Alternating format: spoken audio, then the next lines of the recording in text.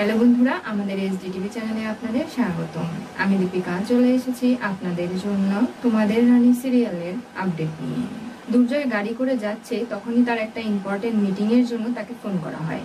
দুর্জয় বলে যে না, আমার একজনের সঙ্গে দেখা করাটা খুব জরুরি, আমি সেখানে যাচ্ছি, আমি আজকে কোনো মিটিং অ্যাটেন্ড করতে পারবো না, সবকিছু ক্যান্সেল করে দিন।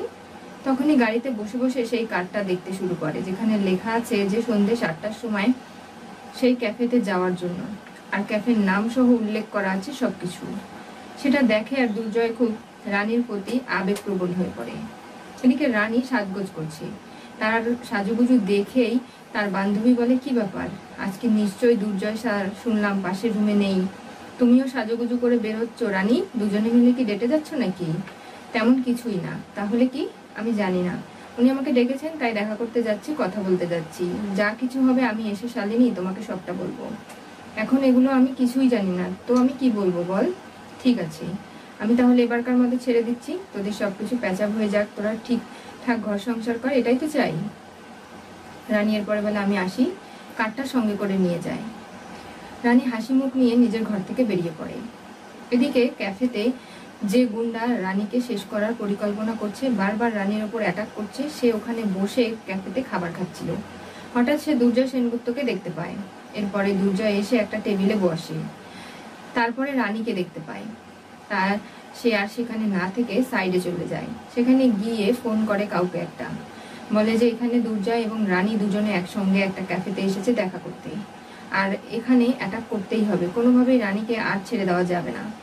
এগুলো নিয়ে নানা ধরনের ফোনে কথাবার্তা হচ্ছিল। তখনই রানী দুর্জয়ের সামনে গেলে দুর্জয় চোখ ফেরাতে পারে না রানীর দিক থেকে। এত সুন্দর শাড়ি পরেছে, দুর্জয়ের পছন্দের সাদা শাড়ি, সুন্দর করে সেজেছে। কি ব্যাপার, তুমি আমাকে কেন ডেকেছো দুর্জয়? এখন আমি ডাকলাম? কই, তুমি তো আমাকে ডেকেছো, আমি কেন ডাকতে যাব? আর আমি ডাকলেই বা কি?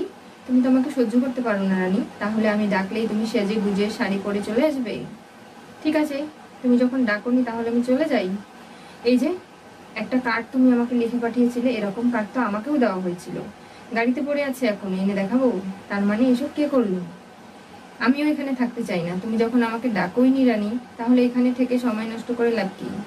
দুজনে চলে যেতে চাইলে তখনই সেখানে মেজদা ভাই, সেজদা ভাই, সেজ বৌদি, মেজ বৌদি সবাই চলে আসে। বিনু পুনু এসে সারপ্রাইজ দেয়, কি ব্যাপার তোরা এখানে কেন, আমরা আসতে পারি না? এখানে এসে তোদের সঙ্গে দুজনের সময় কাটাবো বলেই এসেছি, বাড়িতে কেউ কিছু জানে না? না, সবাইকে বলেছি আমরা লং ড্রাইভে যাচ্ছি, এই বলে চলে এসেছি। আর সবাইকে সব কথা বলতে হবে তার কিন্তু কোনো মানে নেই, আমরা তো অ্যাডাল্ট, কোথায় যাচ্ছি সব ডিটেলস বলতে হবে নাকি? ও তাই বুঝি, তো এখানে আসার কারণটা কি? দেখ দুর্জয়, একটা কথা না বলে পারছি না, বড় বৌদি কিন্তু চক্রান্ত করে যাচ্ছে তোর এবং রানীর সম্পর্কটা শেষ করে দেওয়ার, তোদের যাতে ডিভোর্স হয়ে যায় সেই ব্যবস্থাটা করছে, বুঝতে পেরেছিস? লয়ারও বাড়িতে এনেছিল। আর এইসব চলতে থাকলে কিন্তু তোদের সম্পর্কটা শেষ হয়ে আনিশার সঙ্গে যত তাড়াতাড়ি সম্ভব পিঙ্কি বৌদি বিয়ে দিতে চাইছে দুর্জয়ের। থাক না, এগুলো নিয়ে কেন আলোচনা হচ্ছে? সেদিন তো দুর্জয় বলেই দিল যে ও আমাকে ডিভোর্স পাঠিয়ে দেবে, আর আমি যেন ডিভোর্সের ব্যাপারে সই করিয়ে দিই। তাহলে ওরও তো ইচ্ছা আছে বলে মানুষ এই সমস্ত কিছু করার সুযোগ পাচ্ছে। ভাই দেখ, তুই সবার সামনে বলে দিবি তুই রানীকে ডিভোর্স দিতে চাস না, তুই ওর সঙ্গে সংসার করতে চাস, বুঝতে পেরেছিস? তা না হলে এইসব কিছু নিয়ে কিন্তু অনেক ঝামেলা হবে, এগুলো আমি নিশ্চয়ই চাই না। দেখ, আমি তোদের ওই প্রাণের রানীকে বাড়ি ছেড়ে চলে যেতে বলিনি, কখনো বলিনি যে আমার সঙ্গে সংসার করতে না, ওর নিজেই জেদ করে বাড়ি ছেড়ে চলে গেছে, নিজের সংসার ছেড়ে গেছে, আমি কি ওকে কখনো কিছু বলেছিলাম? দুর্জয়, তুমি যে অপমানগুলো করেছো সেটা বাড়ি ছেড়ে চলে যাওয়ার কথা বলার থেকে অনেক বেশি, তাই আমি যেতে বাধ্য হয়েছি, তাই বলছি এই সমস্ত কথা থাক। রানী, এখন আর এরকম করে রাগারাগি করো না, আমরা সবাই যখন এসে গেছি, আমরা সবাই এখানে একসঙ্গে আনন্দ করি না? তখনই সেই লোকটি সাইডে গিয়ে ফোন করে আবারও, বলে এখানে দুর্জয় রানীর পরিবারের সবাই এসেছে, এসে ওদের সারপ্রাইজ দিয়েছে, ওরা জানতো না, আর তার জন্য ওরা এখানে আনন্দ করবে, খাওয়া দাওয়া করবে, এই সুযোগটা হাতছাড়া করলে চলবে না। তখনই সেই ভাড়া করা গুন্ডাটি গিয়ে মেন সুইচ কারেন্টের বন্ধ করে দেয়। রানী যেহেতু অন্ধকার আগে থেকে ভয় পেত, সে দুর্জয়কে জড়িয়ে ধরে, আর সবাই অবাক হয়ে দেখে যে দুর্জয় রানীর এখনো কতটা ভালোবাসা আছে, আর এইসব দেখে তারা বুঝতে পারে তাদের সম্পর্কটা ঠিক হবে। তখনই হঠাৎ রানী চিৎকার শুনে দুর্জয় চিৎকার করে, বলে কি ব্যাপার, এখানে এরকম করে আপনারা একটা ক্যাফে চালাবেন? কারেন্ট নেই অথচ আপনারা জেনারেটর ব্যবস্থা করবেন না? আমরা দেখছি স্যার, আপনি চিন্তা করবেন না। দেখতে গিয়ে তারা দেখতে পারে যে সেখানে কেউ মেন সুইচটা বন্ধ করে দিয়েছে ইচ্ছে করে বা শয়তানি করে, যেটাই হোক না কেন। অন্ধকারের মধ্যে টর্চ দিয়ে তারা যখন দেখার চেষ্টা করছে যে কোথায় সমস্যা হয়েছে, তখনই রানী দেখতে পারে যে একটা হাতে সুই নিয়ে কেউ এগিয়ে আসছে দুর্জয়ের দিকে। তখনই রানী এক লাথি মারলে সে নিচে পড়ে যায়, বলে দুর্জয় সাবধান, তোমার ক্ষতি করতে আসছে, তোমাকে শেষ করার জন্য কিছু একটা হাতে ছিল ওনার। তখনই সেই লোকটি অন্ধকারে পালিয়ে চলে যায়।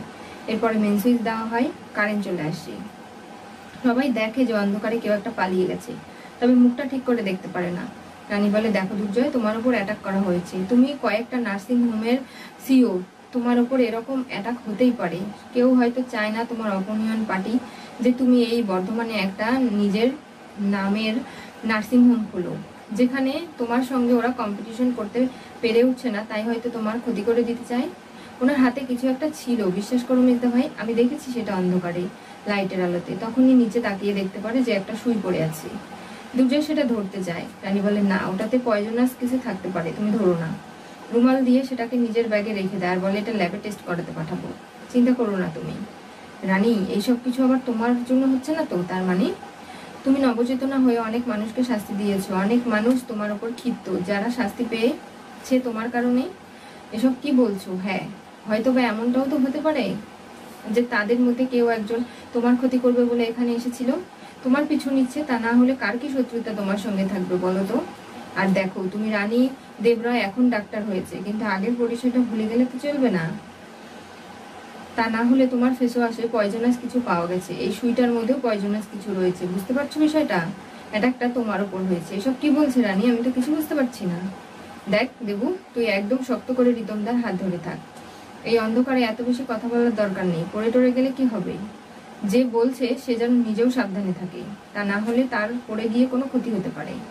দুজন দুজনের প্রতি অনেক টান ভালোবাসা এখনো রয়েছে, কিন্তু অভিমানের চাপে পড়ে সেই ভালোবাসাগুলো ডেবে গেছে, আর সেগুলোই আবারও জাগানোর চেষ্টা করছে মেজদা ভাই এবং সেজদা ভাই পরিবারের বাকিরা। দুর্জয় বলে, না রানী, চলো আমরা আজকে রাত্রেই রওনা দিয়ে ফেলি, তুমি আমার সঙ্গে বাড়ি ফিরে চলো। কিন্তু এখানে যে শালিনী আমার বন্ধুরা রয়েছে, তাতে কি হয়েছে? ওদের যাওয়ার ব্যবস্থা করা হয়েছে, ওরা পরের দিন সকালে তো যাওয়ার কথা, গাড়ি করে ওরা চলে যাবে, তোমাকে এগুলো নিয়ে চিন্তা করতে হবে না। না, আমি যাব না। রানী ওই গুন্ডাটির পিছু পিছু দৌড়ানোর চেষ্টা করে তাকে ধরবে বলে। দুর্জয় হাত টেনে ধরে বলে, কোথায় যাচ্ছ তুমি রানী? এটা কুলটিও নয়, কলকাতাও নয়, এটা কিন্তু বর্ধমান, অনেক দূর। এখানে তুমি পথঘাট কিছুই চেনো না, ওই লোকটার পিছু পিছু গিয়ে তুমি বড় বিপদে পড়বে। একদম পাকামি করতে যাবে না তুমি। আর তুমি বুঝতে পারছো না, ওরা তোমার ওপরেই অ্যাটাক করছে, তা না হলে এত কিছু ঘটতো না। এরপরে রানী যেতে না চাইলে দুর্জয় রানীর ঘাট ধরে তাকে ভালোবেসে বুঝিয়ে শুনিয়ে নিয়ে চলে যায়। এরপরে আদিত্য চৌধুরীর বাড়ির সামনে গাড়ি দাঁড় করায়। রানী গাড়ি থেকে নেমে ধন্যবাদ জানায় দুর্জয়কে। দুর্জয় বলে, দেখো রানী, আমি আমার মেয়ের যখন কাস্টাডি ক্লেম করব, তখন কিন্তু আমি এই সব কিছু তুলে ধরবো যে তোমার পেছনে শত্রু রয়েছে, তুমি নিজেই সেফ নাও, আমার মেয়েকে কি সেফ করবে? ওরা যদি কোনোভাবে আমার মেয়ের উপর অ্যাটাক করে ক্ষতি করে দেয়, তখন কি হবে? তাই কিন্তু অভিযোগ হিসাবে এই সমস্ত কিছু আমি ওদেরকে কোর্টে জানাবো, তখন কিন্তু আমার উপর রাগ করতে পারবে না। আর দেখো, তুমি বাড়ির ভেতরে যাও, আমি দাঁড়িয়ে আছি, শত্রুরা যদি তোমাকে এখান থেকে কোনো ক্ষতি করে দিয়ে যায়, আমি যেতে পারবো। এসব নিয়ে চিন্তা করার কোনো প্রয়োজন নেই দুর্জয়। হ্যাঁ, তুমি তো বেশি পাকামি করতে গিয়ে আজকে কত বড় বিপদ থেকে বেঁচে গেলে, ভেবে দেখেছো সেটা? দুর্জয় এরপরে চলে যায়। রানী বলে, আমার সঙ্গে ঝগড়া না করলে দুর্জয়ের ভালো লাগে না, তবে এতটা আমাকে আঘাত করে, তারপরও এত ভালোবাসে আমাকে, যার কারণে বাড়ি পর্যন্ত পৌঁছে দিয়ে গেল আমার বিপদ আমার উপর অ্যাটাক হয়েছিল জেনে। রানী সরাসরি বাড়িতে এসে আদিত্য চৌধুরীর চলে যায় গেস্ট রুমে। সেখানে গিয়ে পিকলুকে চেক আপ করে, দেখতে পারে পিকলুর অবস্থা ভালো নয়, তাই ভাবে যে না, এবার সময় এসে গেছে আমাকে ফুটিয়ে বিষাক্ত শেষ করার প্ল্যান। আমার ফেসওয়াশে নানাভাবে পয়জনাস মেশানো, এমনকি দুর্জয় বলে গেল যে সে তার মেয়ের কাস্টাডি ক্লেম করবে। এই সব কিছু ভেবে রানীর মাথা খারাপ হয়ে যাচ্ছে। সে পিকলুকে নার্সিংহোমে ভর্তি করার সিদ্ধান্ত নেয়। এবার ভেঙ্গুলের চাকে ঢিল দেওয়ার সময় এসে গেছে। আর রানী খুব ভালো করে জানে, পিকলুকে একবার বের করা হলে সেখানেই কিন্তু যে কয়েকটা মাথা রানী দুর্জয়কে আলাদা করেছে তারা এসে উপস্থিত হবেই, আর সেটাই ঠিক হবে। কি হতে চলেছে তোমাদের রানী সিরিয়ালের পরবর্তী টুইস্টে? রানী ভয় পেয়ে দুর্জয়কে জড়িয়ে ধরলো। দুর্জয় রানীর ওপরে অ্যাটাক বিপদ জেনে বাড়ি পৌঁছে দিল। দুর্জয় কখনোই চায় না রানীর কোনো ক্ষতি হয়ে যাক, তবে দুর্জয় এটাও বুঝতে পারছে রানী একসময় নব্যচেতনা হয়ে অনেক মানুষের উপকার করেছে, অনেক মানুষকে শাস্তি দিয়েছে এবং টিভিতে রানীর ছবি দেখানো হয়েছে। তখন থেকে রানীর গোপন শত্রুরা রানীকে চিনে ক্ষতি করার জন্য ওত পেতে রয়েছে। তাদের মধ্যে কেউ নয় তো। রানীর বিপদ জেনে তাকে বাড়ি পৌঁছে দিয়েও রানীকে খোঁচা মেরে কথা বলে গেল যে তার মেয়ের কাস্টাডি দাবি করবে সে। আর এদিকে নানাভাবে পিকলুকে দুর্জয়ের হাসপাতালে ভর্তি করিয়ে দিল রানী। আর সেখানে দুর্জয়ের চোখ বাঁচিয়ে আড়ালে তাকে ট্রিটমেন্ট করে সুস্থ করার পরিকল্পনা করেছে। কিন্তু আনিশা যেহেতু শয়তান এবং আনিশা জেনে যায় কোনো না কোনো ভাবে যে পিকলু এই হাসপাতালে রয়েছে, এমনকি রানীর ট্রিটমেন্টের আন্ডারে, তখনই গিয়ে তার উপর অ্যাটাক করে। আর রানী তাদের সঙ্গে মারপিট করে তাদের বুঝিয়ে দেয় যে রানী এবং রানীর সঙ্গে পিকলুর এত বছরের যে ট্রিটমেন্টের সম্পর্ক সেটা শেষ হয়ে যাবে না। জানতে চোখ রাখতে হবে আমাদের চ্যানেলে। পাশে থাকা বেল আইকনটি অবশ্যই করে ক্লিক করুন।